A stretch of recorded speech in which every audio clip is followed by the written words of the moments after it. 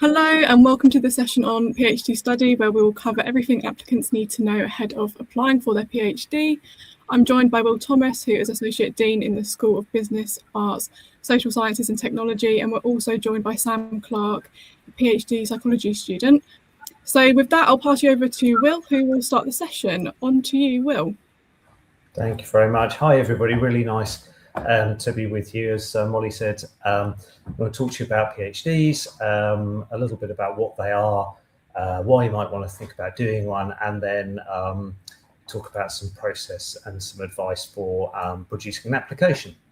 So I'll start by doing a little introduction to myself.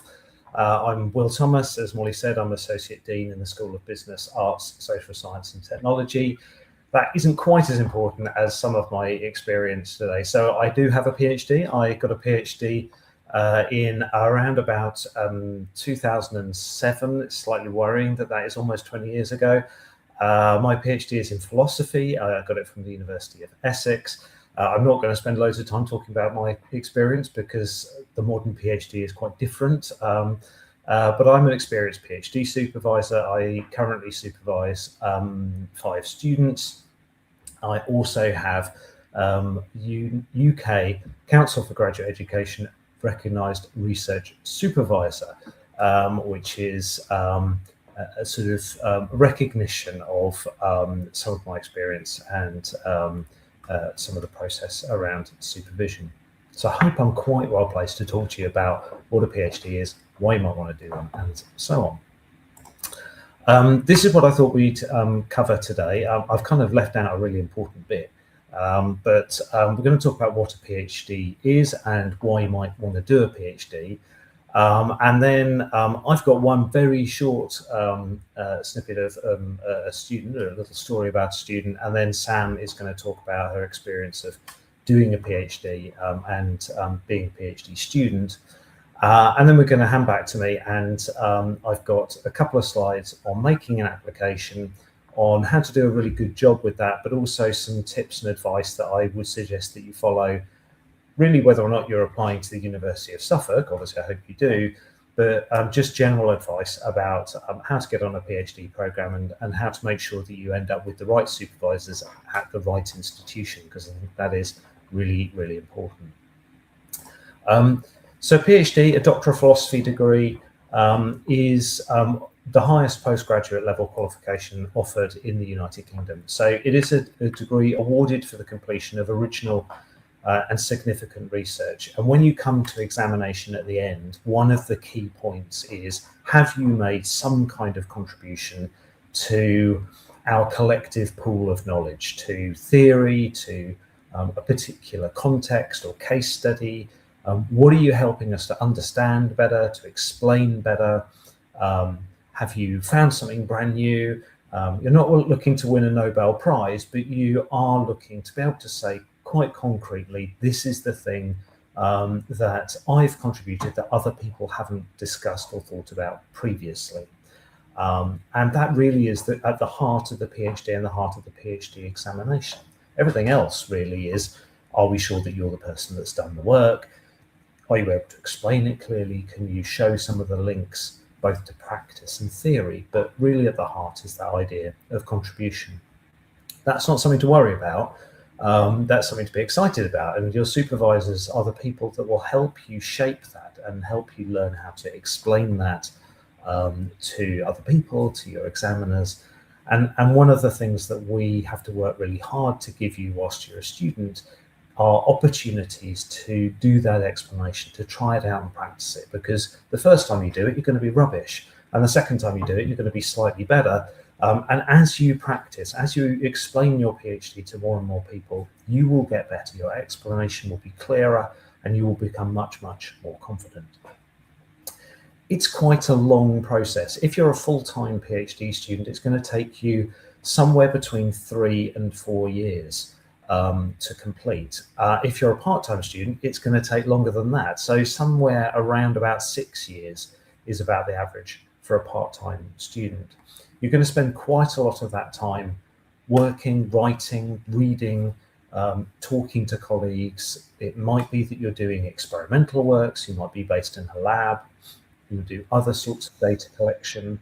You might be interviewing people, you might be running surveys, you might do both those things, you might do observations, you might spend time in an organisation learning how they interact, how they behave. There are lots of ways to complete a PhD, but it is going to take a reasonable amount of time. What I haven't put on the slide is the key output. So the key output is the thesis, the long report of your project, and that is around about 80,000 words.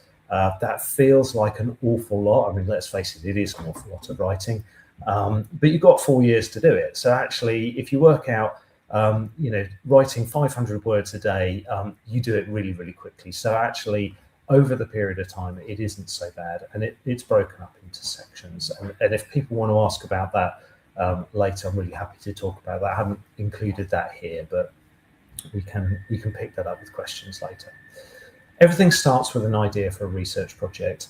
Usually you have the idea. That isn't always the case, but usually you will have something that you're passionate about or that you're really interested in, and you will come to the university looking to investigate that for support in doing that. It does happen that sometimes the university will advertise for PhD students, or we will have projects where we're looking for people to support us with. Perhaps we've got some funding. That's a really exciting opportunity, because it means that you may not have to pay fees and you might get paid during the course of your studies. It's not all that common, and they're extremely competitive. So we have to be realistic. It is much more usual to come with your own idea and then to discuss fees and funding separately. I'll come on and talk about that in the second part of my talk with you. There are a couple of reasons why you might want to study a PhD. I think the first are professional benefits. Some people who are doing PhDs do them because they want to progress to an academic career. For better or worse, they want to be a lecturer or a professor, or maybe work as a researcher in an academic environment. It's a brilliant job to have. I'm very fortunate that has been my career.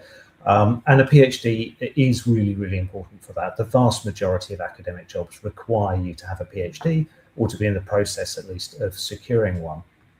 But it isn't the only route, and certainly there are professional benefits in other spheres from having an advanced degree like a doctorate.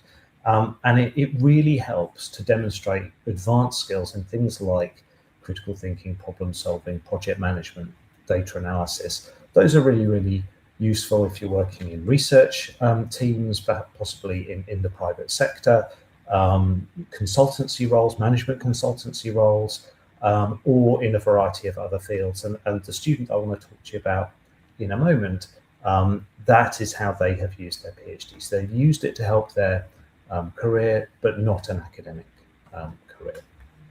I'm going to be really honest. I didn't do a PhD to get into an academic career. I happened to get into one. I was very fortunate to do that. But I did it because I wanted to spend some time looking at a subject that I was passionate about, and to pursue that research interest. And those are personal benefits that are incredibly valuable too. It's perfectly fine to want to do a PhD because you want to challenge yourself, because you want to explore a subject in detail, and it's a really fantastic opportunity for that. And if you can do it for that reason, then I really encourage you to. You really struggle to find another opportunity in your life where you'll be able to spend that time with a bunch of people who are keen to support you and skilled to support you. It's a fantastic way to do it. So you'll develop expertise in the subject that you're interested in. You're not going to become the world expert on a subject, although in some niches that it may well be the case that you are the world expert on that subject, but you'll certainly develop your expertise in that subject. You'll also develop expertise in things like research methods, in writing skills, in finding information and assessing the value of that information. You will need to develop resilience, so you will have developed it by the time you get to the end of your project. PhDs are long, as I said, they're at least 3 years, and over that time, things will happen that you will need to deal with. Your project will go well. There'll be days when you feel like your project isn't going so well, And of course, life happens over 3 years. So you will develop resilience, you'll become increasingly independent as an academic, you'll develop your ability to take charge of your own investigations, your own thoughts, you become more skilled in being able to do that. And you get to make a contribution to academic and often professional debates too. So a lot of our PhD students are coming to us to study an academic discipline, but they're doing it because they come from a professional background where that information is really useful. So for example, one of my current PhD students has come to us because they want to study decision-making processes around uncertainty in the charitable sector. She's doing really fantastic work, it's a really interesting project, but she's doing it because she has a senior position in a charity where that is her day-to-day life. You know, she's dealing with uncertainty and she wants to know how to deal with it better and how to help other people deal with it better. So she's making a contribution academically and professionally, and a lot of our students are doing that too. They might come from healthcare backgrounds or the public sector, or maybe they're sponsored by a private sector organisation too. So there are lots of benefits that you might get as an individual on top of the mere fact that it might help you into a career that you're interested in. I want to talk to you about Sue. Sue was not one of my students. I didn't sponsor her, didn't supervise her, but I did actually chair her examination, and I sat through a couple of hours of discussion about her work, where she was able to really passionately describe what she'd been doing. And I have worked with Sue on other projects too. Her PhD was really interesting. It explored the impact of co-production within integrated care design. That sounds very fancy indeed. Integrated care is about bringing together healthcare organisations with other community groups, other organisations that have a stake in care and care management, so other parts of the public sector, for example, housing, charitable and community organisations.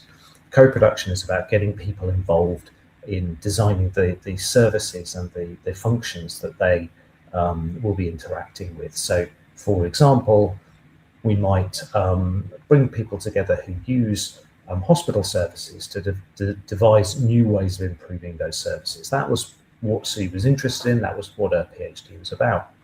And she developed these resources that could be used in local healthcare provision as part of her PhD.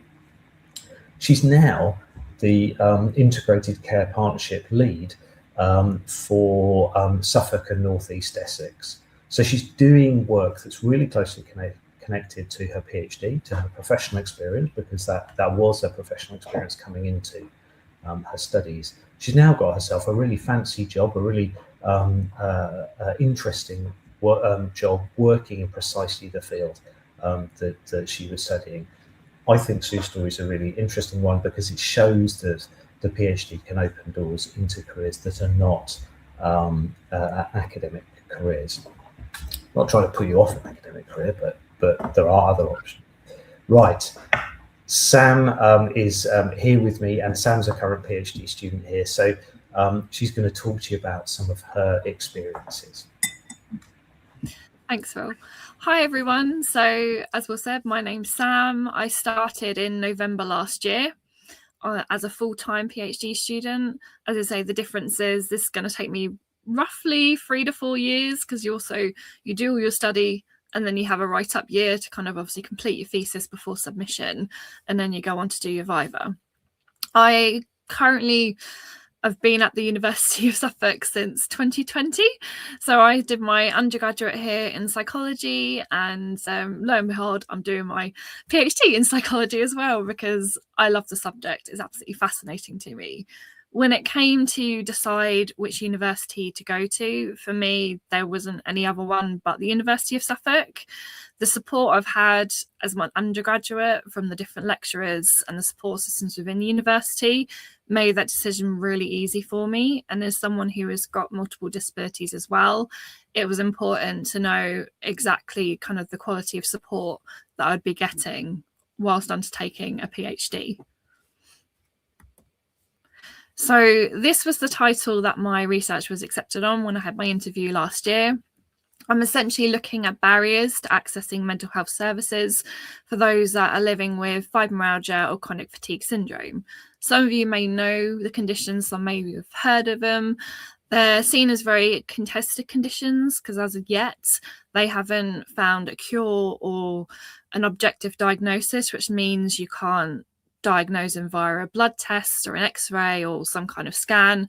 But there is research going into looking at that at the moment, which is for me very exciting because I'm obviously passionate about this area of study. But one thing that's important is about the mental health seeking.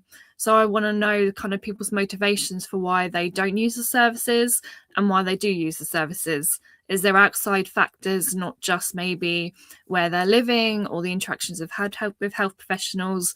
Could it be maybe their support system or how they kind of their understanding of the condition and the benefits of seeking psychological support whilst living with these two conditions? Why the research matters.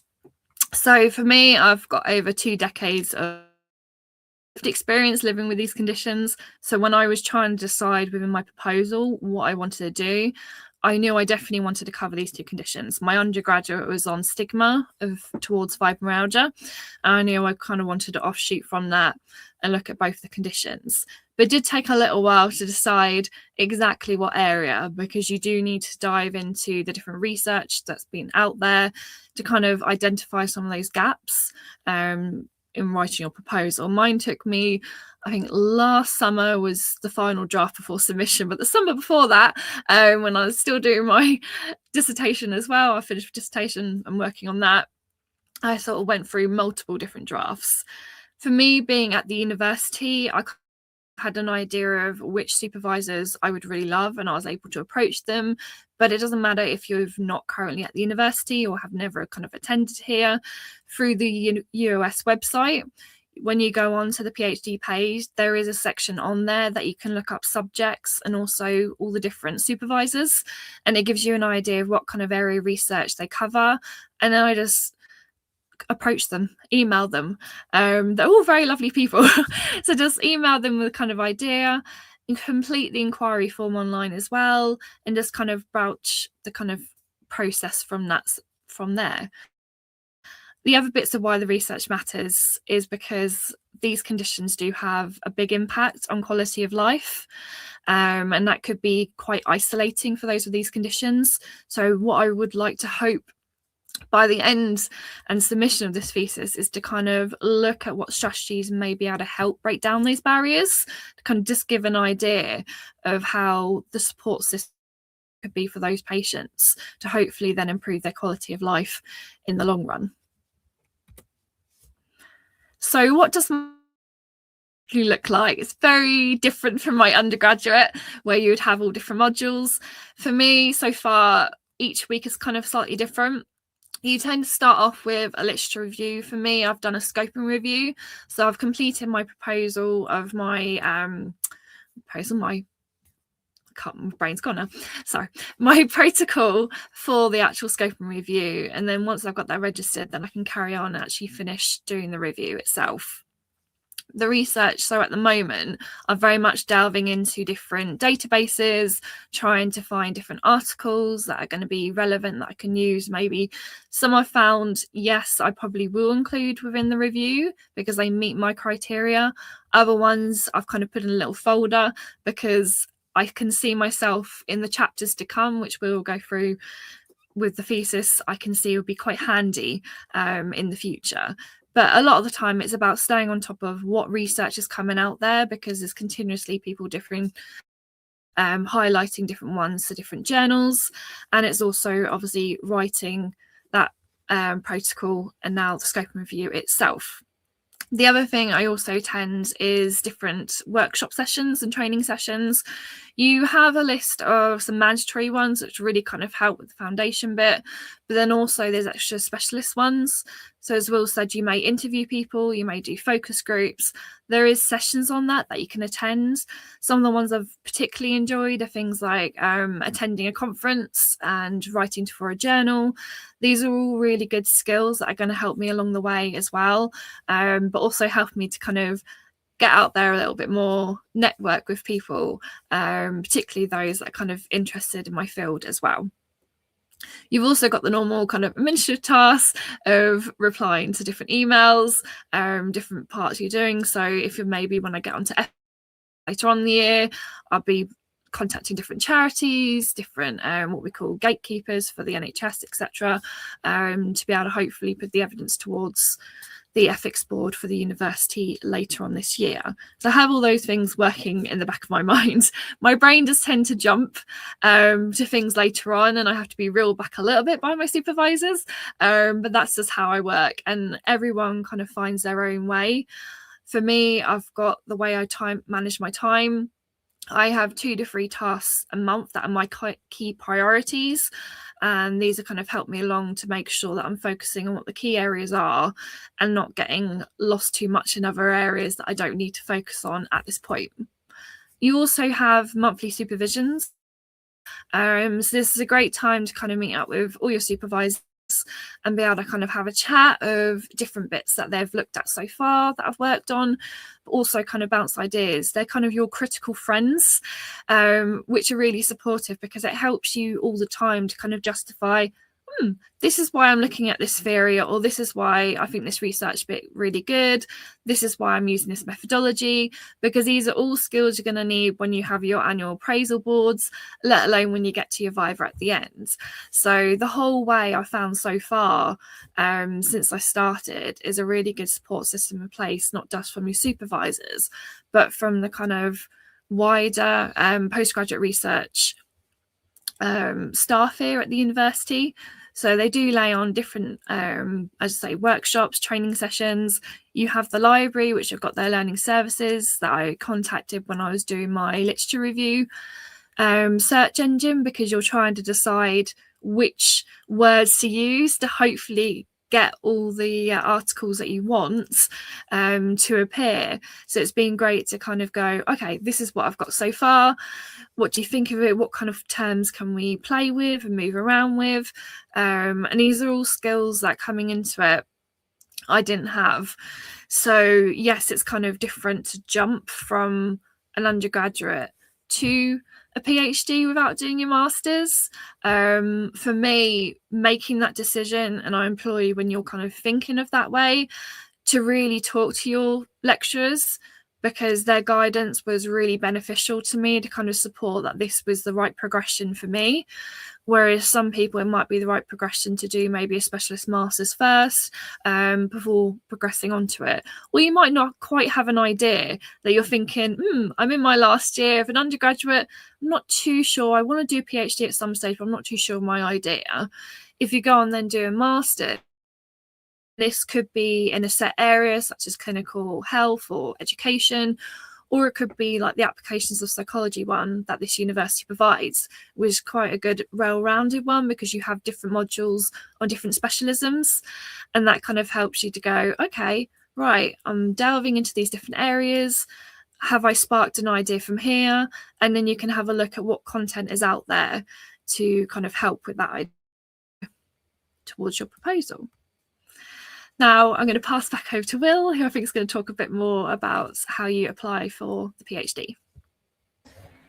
Thanks, Sam. Yeah, so hopefully so far we've given you a bit of a flavour of what the PhD is, why you might do it, and then Sam's things given a really excellent kind of introduction to what it's actually like being a PhD student, and I'm a bit jealous actually, so I think it's a fantastic period of time to be doing those really excellent things. If you're thinking about applying for a PhD, the first thing really is to think about what your area of interest is. So what is the area that you would like to research? So my PhD, as I said, is in philosophy. So I am really interested in ethics, and I knew that I wanted to study a topic in that field. I was then really fortunate that I, like Sam, had good relationships with lecturers and with tutors at my university, so I was able to talk to them about my ambition and about that area. like Sam, I studied my undergraduate master's degree at the same university I did my my PhD in. We would really encourage you to contact members of staff and have conversations about the area of interest that you have, their expertise, their insights, and to see whether that might help spark an idea for something that you could propose. I think that's a really good way forward, and it's certainly one of my tips to you is to have those conversations. But you also need to be reading into the topic. So when you come to make your application, we will be looking for evidence that you have prepared well for a PhD. You've thought about it hard, you've read into the topic, you have a sense of some of the current debate in that field, and that you are prepared to have a conversation about that, because really that is the starting point for entering into doctoral study. The other thing that you do need to do early is to think about how you're going to fund your degree. You are very likely to need funding for both fees and for living expenses, and you need to think about where you're going to get that from. There are a variety of options. You can pay for yourself. There are loans that you can take to help with that. There are also charitable organisations or research organisations where you can apply for support. So places like the Nuffield Trust have funding for PhD students. You will also see universities advertising funded PhD opportunities. They are few and far between, and it can be difficult to get on those, and they will be competitive, but you should definitely look at those. But I would encourage you to apply for them only when the topic is a good match for what you're interested in. It is not a good idea to go for a topic that you're a bit half-hearted about just because there's some funding. You will really struggle to get through the whole degree, and I would recommend that you follow your passion and follow what you where your drive is. It would be very, very unusual for us to offer a fee waiver to a student just out of the blue. And so I wouldn't encourage you to apply without having resolved that question of funding. So if we get to an interview stage and you're asking questions about, well, has the university got any money to help me pay my fees? That is not something that we're likely to have, and it's likely to mean that we're not able to progress your application. So think about the funding early. Explore some ways in which you might be able to fund it. Your current university, whether that's Suffolk or somewhere else, may be able to provide you with some guidance about where you could go. If you're not currently at university but are thinking of an application, then by all means contact us. We may be able to put you in touch with some organisations or suggest some organisations you could look to, but you will need to resolve that issue. You must have a bachelor's degree at 2-1 or a first, and most applicants will have a master's degree as well. Sam is quite unusual in not having a master's degree, and it is a bit subject specific. So I think in some of the science subjects, it is more common to go into a PhD without a master's degree. In my own area, so I now work in the management school, it would be extremely uncommon. We basically will not consider you without a master's degree, whether that's an MBA or a more specialist master's degree, an HR master's, marketing, finance. So it is more usual to have a master's degree, but you must have evidence of your academic ability in that way. If English is not your first language, you will need IELTS 6.5 or above, and it's 6.5 in every component, because you're doing complicated things. You will have to read and write in English and present your thesis in English, but you can use equivalency. So if you have the same standard but in another assessment, that may also be fine. When you're applying, you'll need to send us a whole bunch of things. So I've just sort of listed them out there. This information is on the university pages. We've got some really good resources about applying for a PhD, and I strongly recommend that you have a look at those and read through them. We'll definitely want to see certificates from your qualifications. Slightly less important if like Sam, you're a Suffolk student already, because we've got your certificates already, that's fine. We'll need a CV from you, so we want to know what your experience is.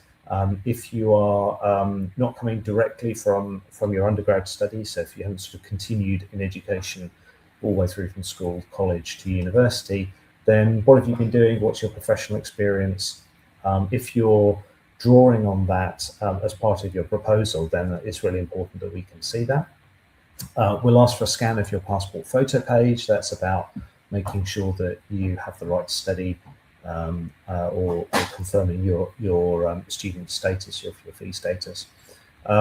If necessary, we'll need IELTS or an equivalent, so an assessment of your English language skills.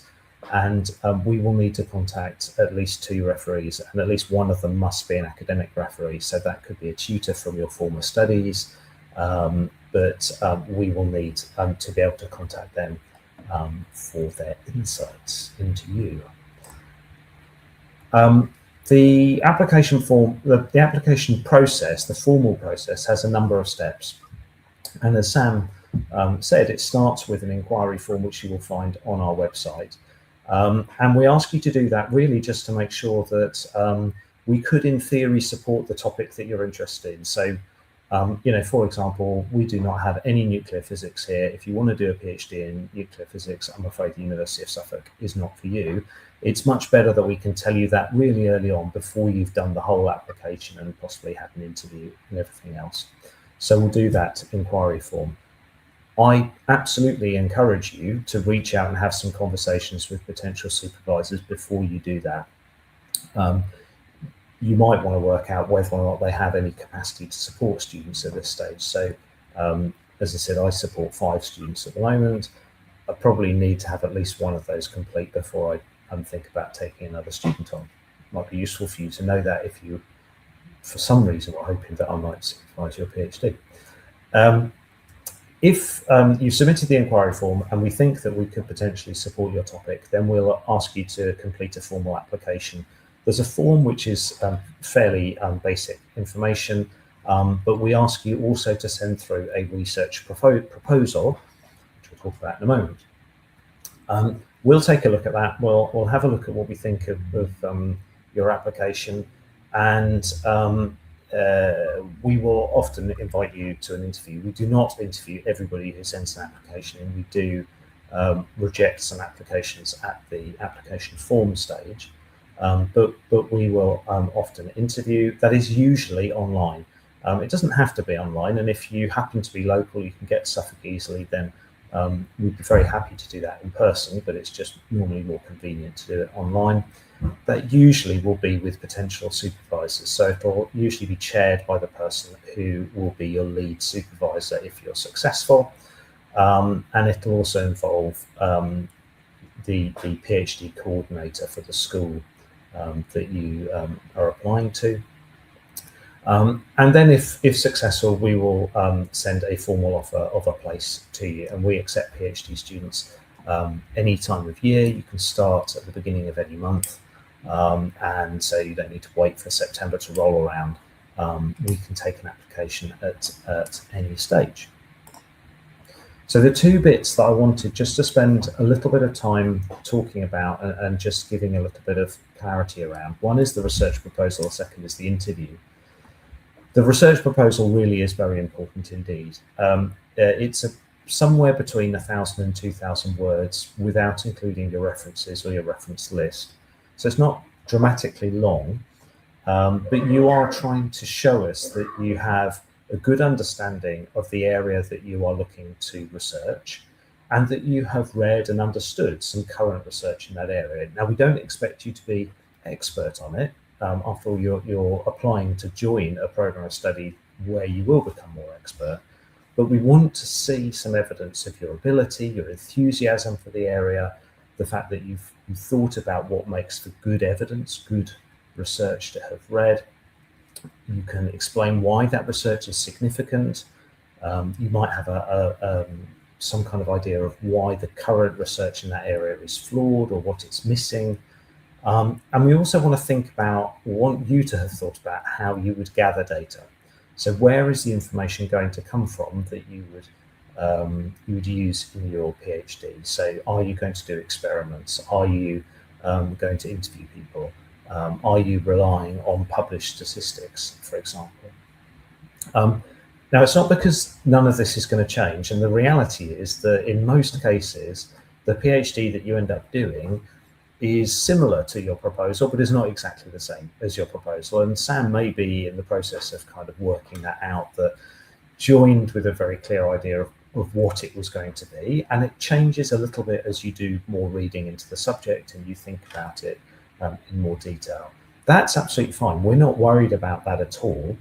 The main purpose of the proposal is to demonstrate to us that you have thought about both the academic and the practical issues involved, and that you can have a conversation around those with us.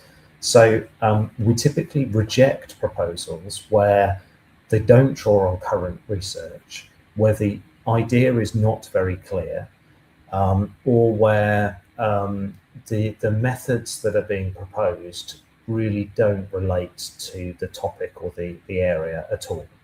And we're rejecting that basically because it isn't showing us that you have thought closely enough about what you would like to do and how you would like to go about doing it. We don't expect everything to be absolutely correct and to be without any kind of scope for improvement, but we're looking for you to show us that you are ready to join the PhD program. The other important part of the process is the interview, and as I said, they're usually online with members of the proposed team, and it's a discussion. And like all interviews, it's a two-way process. We want you to be confident that your supervisors and the University of Suffolk is the right place for you to do your PhD. I think you will work out that it is. We have excellent supervisors here. As Sam said, there's lots of terrific support for you here. But you need to be confident in that, and you need to know that the people that we think are best to supervise you are going to do a good job and help you. We'll talk to you about your proposal. We'll probably ask you to summarize it in a couple of minutes, 5 minutes maybe, and that's not because we haven't read it, it's because we want to hear you talk about it and we want to hear you draw out the things that you think are most interesting. We'll explore your motivation, so I'll have a conversation with you about why you want to do a PhD. Do you understand what it's like? Do you understand how big a task it is? That it's going to take at least 3 years, that you're going to produce a whole bunch of writing? Why do you want to do it in the first place? Those things are important to us because we want to make sure that this is a good fit for you. Really, it's about assessing whether you're ready to start your degree. We do reject people at that stage, and often our advice will be, come back in a year. Do some more thinking about this, do a little bit more work on it, really reassure yourself that this is the right choice for you, and come back having given it a little bit more thought. How well you've thought through your ideas and the answers you give are slightly less important than you being ready and in the right shape. And honestly, it's unfair to prospective students to take them on before they're ready. So when we offer you a place, it's because we know that you are in the right space to do a PhD, and we have every confidence that you will get to the end of it and be very successful in your viva and in your career that follows. I wanted to end with a few top tips and then a couple of conclusions. So these are my advice, and I've said these things earlier. Do contact potential supervisors to talk about your ideas. Sam said, look on the website, have a look at our research interests, have a look at what sorts of things we've worked on in the past, and understand how that might fit. If you're going to reach out to a potential supervisor and said, look, I'm really interested in this topic, tell them a little bit why. If you've read some of their work, maybe tell them that and explain that to them. But I would imagine that all my colleagues are very, very happy to have a short conversation with you about your ideas and about your research. It's something that we're very passionate about and we love doing, and honestly, supervising PhD students is a terrific part of the job. Do make sure that the study you propose is realistic and achievable. So don't try and overstretch, don't try and oversell what you're doing. As I said, you're making a contribution, but you're not trying to win a Nobel Prize yet. Think about whether the data collection that you're outlining is realistic. You may well change how you're going to do it, but it would not look good in your application if you're proposing research that we know just couldn't possibly work. You know, you're asking for too much. You're looking to interview hundreds of people. You know, that is not going to work. One of my ex-colleagues successfully defended their Viva yesterday. Her work is based on 10 interviews.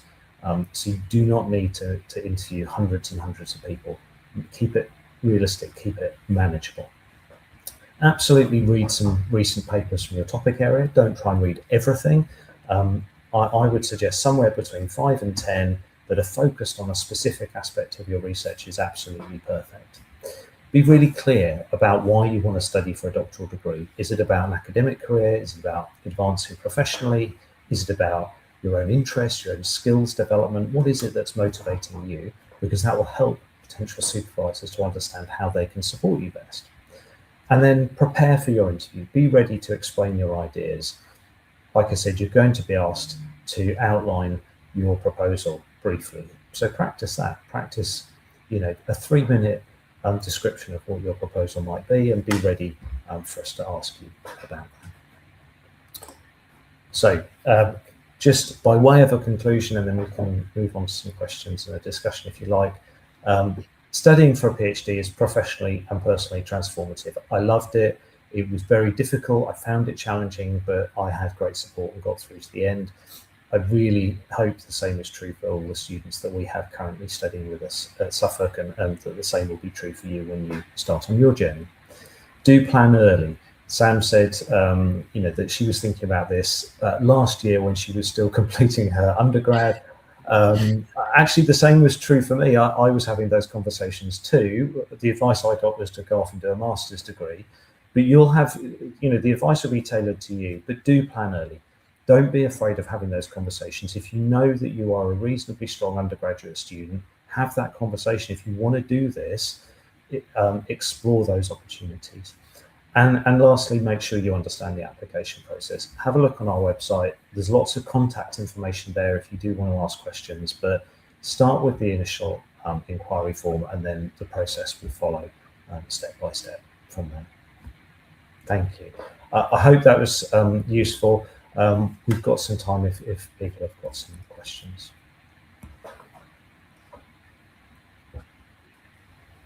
Lovely. Well, thank you for both presenting today. As you said, there is time for questions. As for now, I think that is everything. So should people have any more questions, they can email us at pg@us.ac.uk. Alternatively, also, as Will was saying and Sam was saying, go on to the PhD website page and talk to people directly and get from there. But thank you everyone for listening today, and see you at our next session happening this afternoon at 4 p.m. for our PhD Q&A student panel. Thanks so much.